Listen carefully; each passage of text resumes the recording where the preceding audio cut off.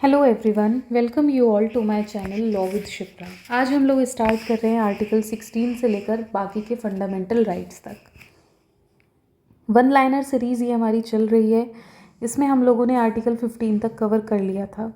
Article 16 देखते हैं किसकी बात करता है। So it talk about the equality in public employment. Operation of laws which are relating to the religious offices is protected under article 16। ये statement में पूछा गया था question. Devadasan versus union of India, इस केस में बोला कि आर्टिकल 16 को रेड करना चाहिए किसके साथ, आर्टिकल 46 और आर्टिकल 335 के साथ। Equality of opportunity in public employment क्या है, ये आपका एक तरह का कॉन्स्टिट्यूशनल राइट है।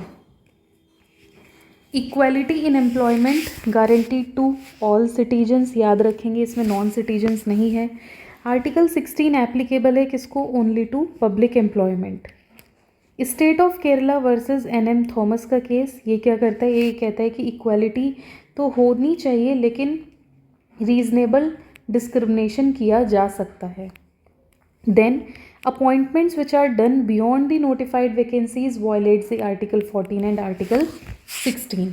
Ashok Kumar versus Chairman Banking Service Recruitment Board. This case is also related with Article 16. Reservation cannot compromise efficiency of administration. ये बोल रहे हैं कि रिजर्वेशन से एडमिनिस्ट्रेशंस की एफिशिएंसी को कॉम्प्रोमाइज़ नहीं किया जा सकता।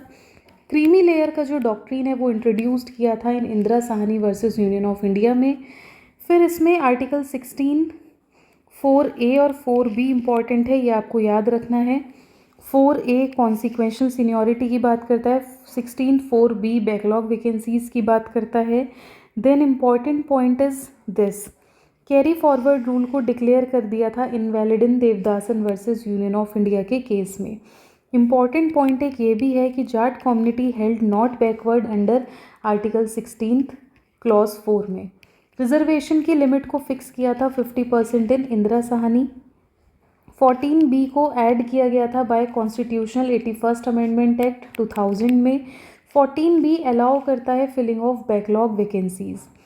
देन पेपर में आपसे क्रोनोलॉजी पूछी गई थी इन 4 केसेस की, तो ये क्रोनोलॉजी आप याद रखेंगे। MR बालाजी का केस था, अखिल भारतीय शोषित कर्मचारी संघ का केस है और इंदिरा साहनी का ये केस है, ठीक है। और उसके बाद AIMS एम्स स्टूडेंट्स यूनियन।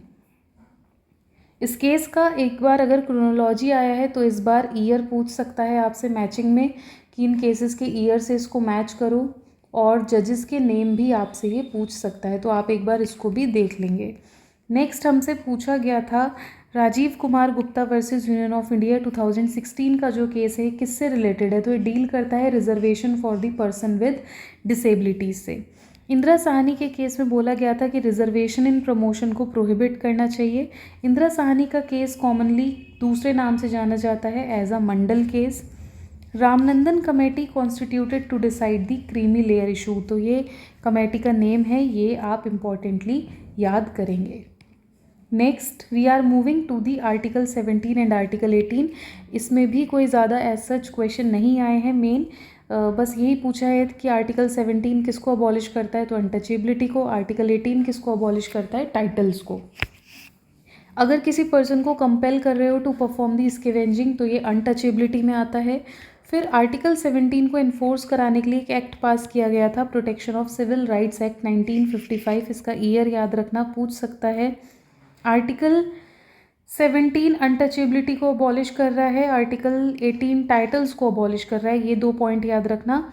और अगर अनटचेबिलिटी किसी भी फॉर्म में प्रैक्टिस की जा रही है so it is a constitutional violation as well as it is a criminal offence. Article 18 कहता है कि अगर आपको कोई भी फॉरेन टाइटल एक्सेप्ट करने हैं and you are working under the post provided by the state, means central government और state government, then you have to take the consent of the president, ठीक है। बिना प्रेसिडेंशियल कंसेंट के आप कोई भी फॉरेन टाइटल एक्सेप्ट नहीं कर सकते। आर्टिकल 15 जो कि आपकी 6 तरह की फ्रीडम प्रोवाइड करता है, ये फ्रीडम्स किसको गिवन है, ओनली टू दी सिटीजन्स, ये आप याद रखेंगे। Doctrine of postponement Sahara India real estate corporation versus SEBI के केस में इवॉल्व हुआ था। आर्टिकल 19 क्या करता है, ये राइट प्रोवाइड करता है जो कि केवल सिटीजन्स को ही प्रोवाइडेड है, ये भी आप याद रखेंगे।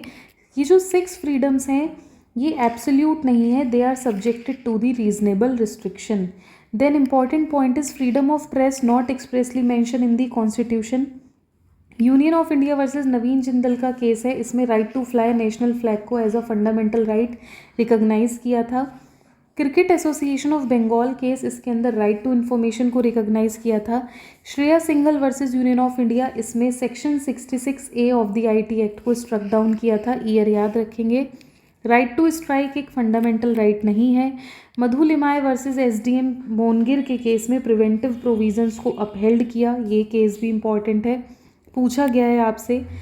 आर्टिकल 19 के अंदर सेल्फ डिटर्मिनेशन जैसी कोई भी फ्रीडम हमको गारंटीड नहीं है। काठी running versus state of Saurashtra का केस आर्टिकल 19 क्लॉज 1 से रिलेटेड नहीं है, कमेंट में बताएंगे ये केस किससे रिलेटेड है। आर्टिकल 19 में भले ही हमको पता है कि ये इम्प्लाइडली लिबर्टी ऑफ प्रेस या फ्रीडम ऑफ प्रेस को प्रोवाइड करता है, लेकिन कहीं पर भी एक्सप्रेस प्रोविज़न इसके रिगार्डिंग गिवन नहीं है। क्या पब्लिक पॉलिसी के बेस पर स्पीच को रिस्ट्रिक्ट किया जा सकता है? So answer is no. Citizens के पास have right to peaceful assembly लेकिन विदाउट आर्म्स होना चाहिए। RC Cooper versus union of India का केस है जो आर्टिकल 19 को और ज़्यादा एक्सटेंड करता है for the protection of shareholders. Right to form the corporative society, ये भी आपका एक फंडामेंटल राइट है और इसको इंसर्ट किया गया था by the 97th amendment act 2011। ठीक है, जो आपके रिस्ट्रिक्शन के ग्राउंड्स हैं, मैं आपको सजेस्ट करूंगी कि वो जो ग्राउंड्स हैं सारे, उन ग्राउंड्स को आप एक बार पढ़ लें और उन ग्राउंड्स की क्रोनोलॉजी आप अच्छे से समझ लें, क्योंकि क्रोनोलॉजी पर क्वेश्चन आते हैं तो ये आपसे क्रोनोलॉजी पूछ सकता है। अगर एसोसिएशन का आपको राइट है तो क्या उस एसोसिएशन पर रिस्ट्रिक्शन इम्पोज हो सकता है? So answer is yes. Sovereignty and integrity के बेस पर रिस्ट्रिक्शन इम्पोज की जा सकती है। Then right to association also includes collective bargaining. Freedom of occupation, trade और बिजनेस, ये एक तरह का कॉन्स्टिट्यूशनल राइट है। देन स्टेट में restrict movement to protect scheduled tribes. ठीक है, स्टेट आपके मूवमेंट पर रिस्ट्रिक्शन लगा सकती है for doing the protection of scheduled tribes. Then Pakistani citizens क्या फ्रीडम ऑफ ट्रेड और प्रोफेशन को क्लेम कर सकते हैं? So answer is no. Restrictions for the protection of scheduled tribes allowed है कहाँ पर? अंडर आर्टिकल 19 क्लॉज 5 में। राइट टू प्रॉपर्टी को आर्टिकल 19 के प्रीव्यू से रिमूव कर दिया गया था। देन सुप्रीम कोर्ट और प्रेसिडेंट भी RTI एक्ट के अंडर आते हैं, इनके रिगार्डिंग भी अगर हमको कोई इन्फॉर्मेशन अवेल करनी है so we can avail. Rajiv Gandhi foundation को एक्सक्लूड किया था from the RTI act. Freedom of press एक इम्प्लाइडली प्रोवाइडेड है अंडर फ्रीडम ऑफ एक्सप्रेशन, ये पॉइंट देखिए बार बार रिपीट हो रहा है, इट मीन ये बार बार PYQs में पूछा गया है। Standing respectfully during the national anthem is mandatory, so answer is yes, it is mandatory. Right to information भी आपका राइट टू स्पीच का ही पार्ट है under article 19(1)(a। Then right to property आपका एक कॉन्स्टिट्यूशनल राइट है, fundamental right नहीं है। आप इसे लीगल राइट तो कह सकते हैं लेकिन फंडामेंटल राइट आप इसे नहीं कह सकते। देन आर्टिकल 20 जो कि प्रोटेक्शन प्रोवाइड करता है इन रिस्पेक्ट ऑफ कन्विक्शंस।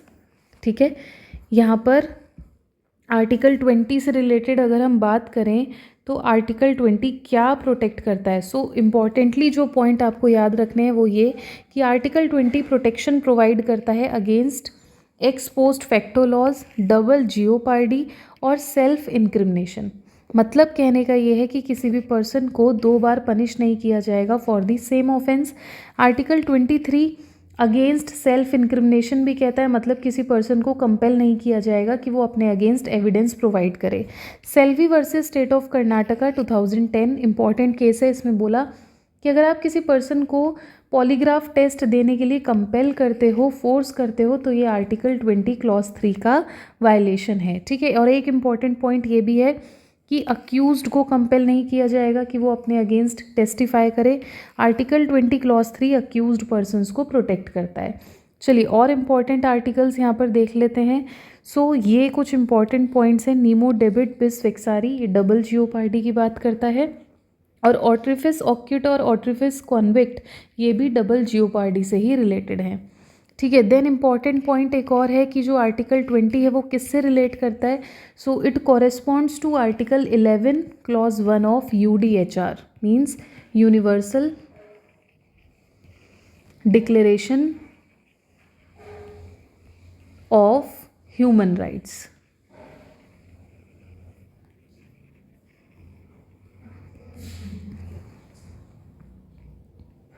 चलिए नेक्स्ट पॉइंट इज, हमारे पास एक इम्पॉर्टेंट आर्टिकल है आर्टिकल 21। आर्टिकल 21 किसकी बात करता है? ये कहता है कि किसी भी पर्सन की लाइफ और लिबर्टी को डिप्राइव नहीं किया जाएगा except according to the procedure established by law. तो अगर हम बात करें आर्टिकल 21 किससे कॉरेस्पॉन्ड करता है, तो it corresponds to the 5th amendment of the US constitution, और आप यहाँ पर लिखेंगे 14th amendment of US constitution. ये दोनों ही है, एक फेडरल के लिए था और एक स्टेट्स के लिए था, तो दोनों ही अमेंडमेंट हैं जो कि आर्टिकल 21 से रिलेटेड है। ये दोनों अमेंडमेंट किसकी बात करती हैं? ये ड्यू प्रोसेस की बात करती हैं। ठीक है, ये कहती हैं कि वहाँ पर है अमेरिका में आपका लाइफ, लिबर्टी और प्रॉपर्टी, किसी भी पर्सन को उसकी लाइफ, लिबर्टी और प्रॉपर्टी से इन्फ्रिंज नहीं किया जाएगा, लेकिन यहाँ पर केवल लाइफ और लिबर्टी की ही बात होती है।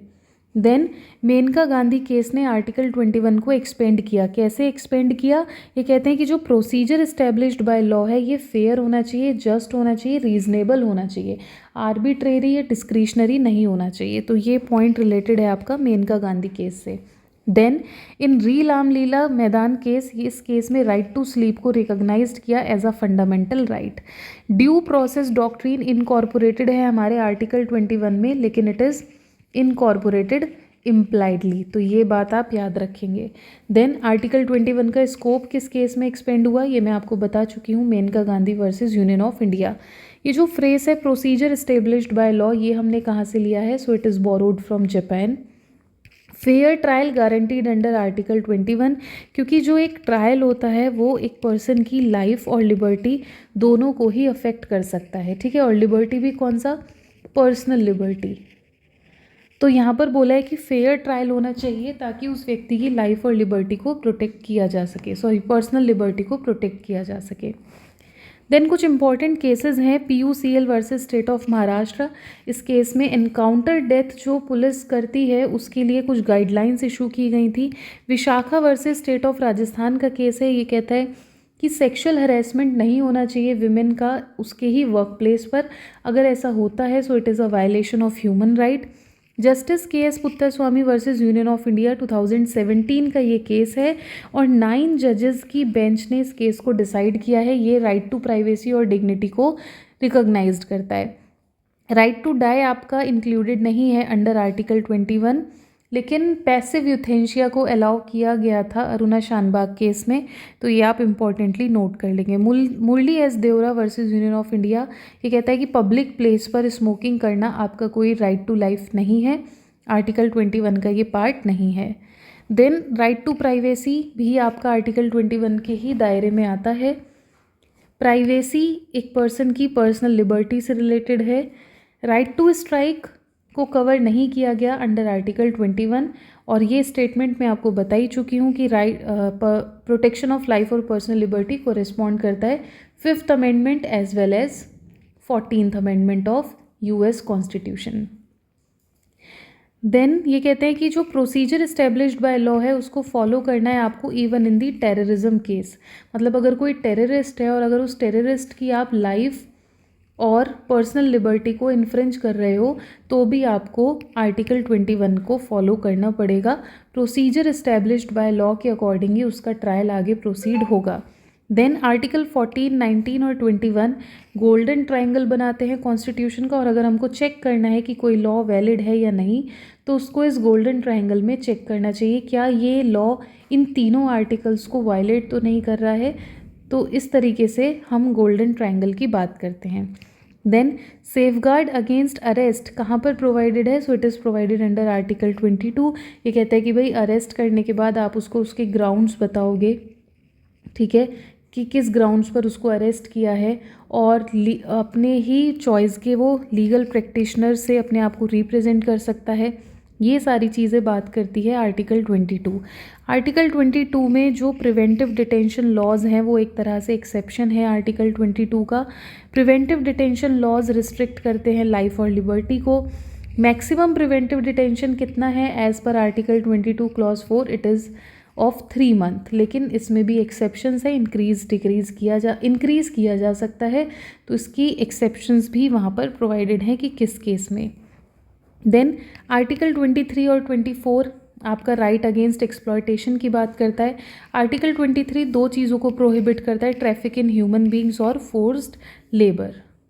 Then important cases Bandhua Mukti Morcha versus union of India, जो कि बॉन्डेड लेबर से है, और ये कहता है कि अगर आप बॉन्डेड लेबर करते हो तो ये आपका आर्टिकल 21 का, आर्टिकल 23 का कंप्लीट वायलेशन है। MC मेहता केस भी चाइल्ड लेबर से रिलेटेड है, और ये कहता है कि चाइल्ड लेबर भी आपका आर्टिकल 21 और आर्टिकल 23 का वायलेशन है।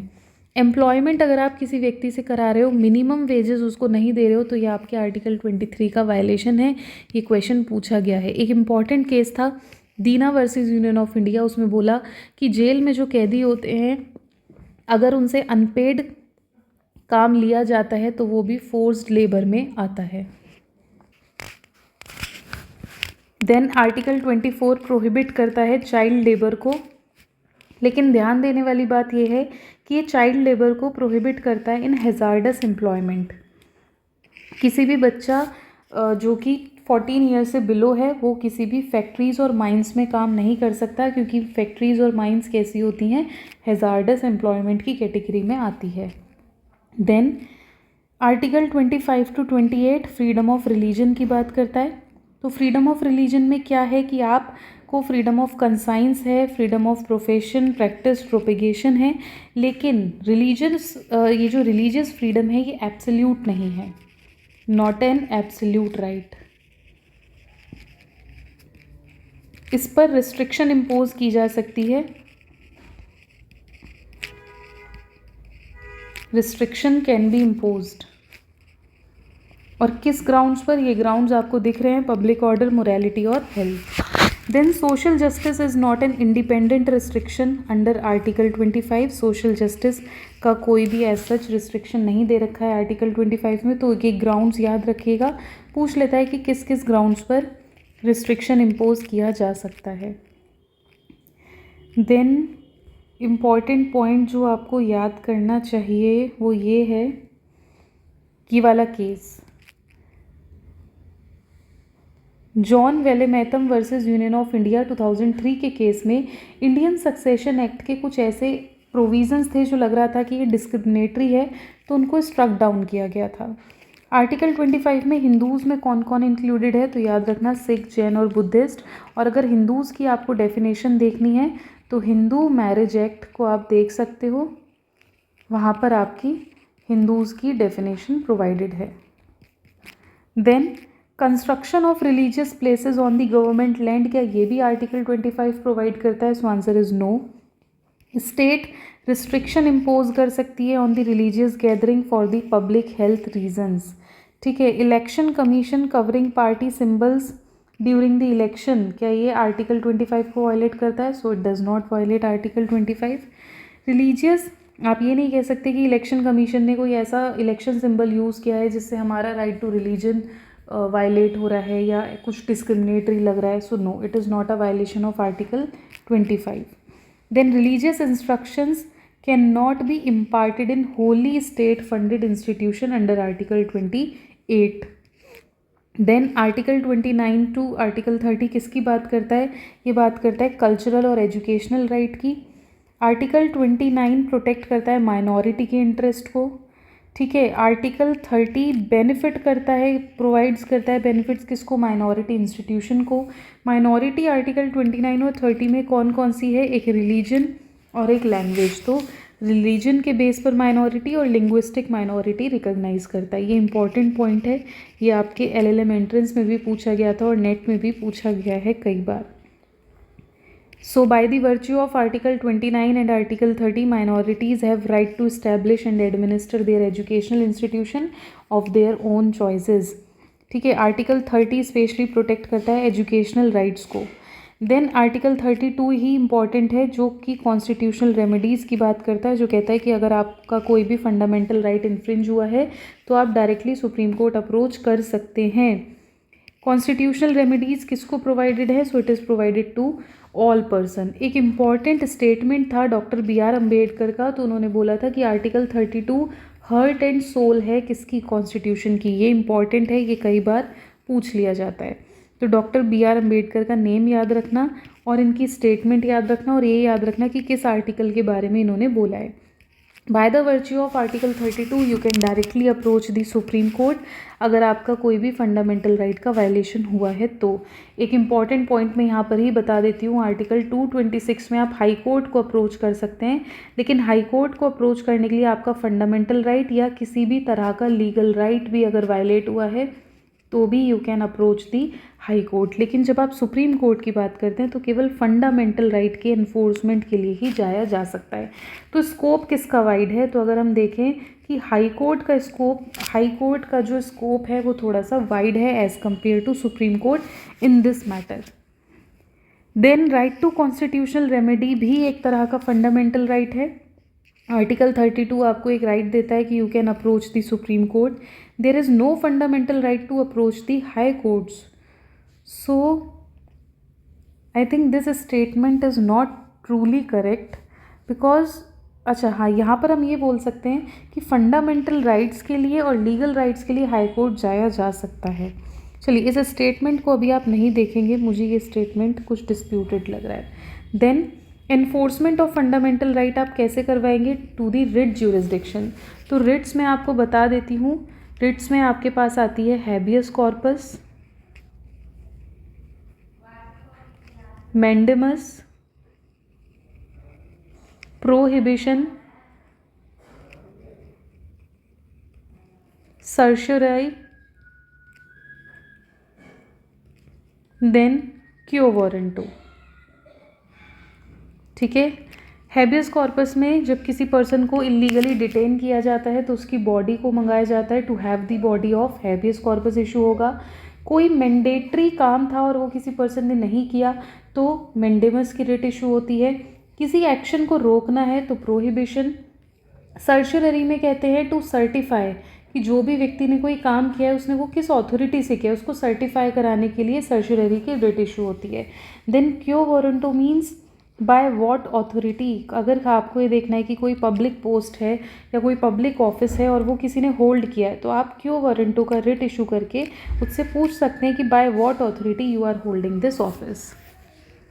तो ये सेशन हमारा आज यहाँ तक ही रखते हैं. आगे का जो भी हमारे इंपॉर्टेंट आर्टिकल्स के ऊपर वन लाइनर नोट्स हैं वो मैं कोशिश करूँगी कि कल एक ही लेक्चर में हमारा कंप्लीट हो जाए. देन उसके बाद हम कॉन्स्टिट्यूशन के कुछ MCQs कवर करेंगे. अगर आपको ये लेक्चर अच्छा लगा तो kindly share it with your friends जो कि CCSU LLM एंट्रेंस के लिए प्रिपेयर कर रहे हैं 2026 में.